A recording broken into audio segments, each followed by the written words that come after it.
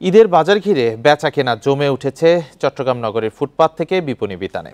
প্রতিদিন কয়েকশো কোটি টাকার লেনদেন হচ্ছে নগরীর পোশাক প্রসাধনীর দোকানগুলোতে। নাজুক ব্যবসা পরিস্থিতি চাঙা করতে ঈদের বাজারকেই বড় সুযোগ হিসেবে দেখছেন ব্যবসায়ীরা।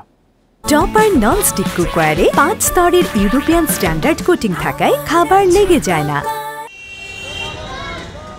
৫৫ বছর বয়সী শাহ আলম কাপড়ের দোকান করেন চট্টগ্রাম নগরীর ফুটপাতে। ঈদ উপলক্ষে দোকানে বিনিয়োগ বাড়িয়েছেন তিনি। বেচাকেনা ভালো থাকায় বাড়ছে লাভের আশা। গরিব পৃষ্ঠতার হওয়ার সুবিধা হয় আর বুঝলেন, এখন তো তেমন সুবিধা না। এখানে 8,000, 9,000, 6,000 এখানে বেচা। চট্টগ্রাম নগরীর 22,000 ভ্রাম্যমাণ হকার এবং অভিজাত ও সাধারণ বিপণী বিতানের 60,000 ব্যবসায়ী এক মাসে ব্যবসার আশায় বিনিয়োগ করেছেন অন্তত 8,000 কোটি টাকা। ব্যবসায়ী সংগঠনগুলো বলছে, ঈদের বাজারের বিক্রি ইতিবাচক ধারায় থাকলে এক মাসেই উঠে আসবে তাদের বিনিয়োগের টাকা। পুঁজিতে ভাই 4 লাখ 5 লাখ টাকা পুঁজি লাগে।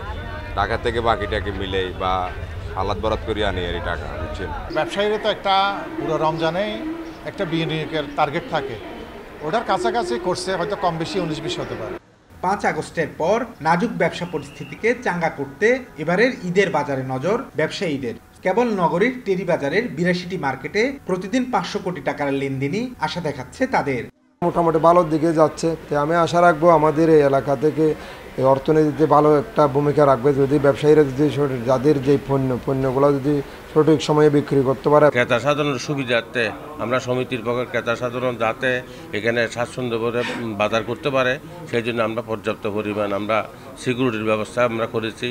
চট্টগ্রাম নগরীর পাশাপাশি আশেপাশের উপজেলাগুলোতেও জমে উঠেছে ঈদের বাজার।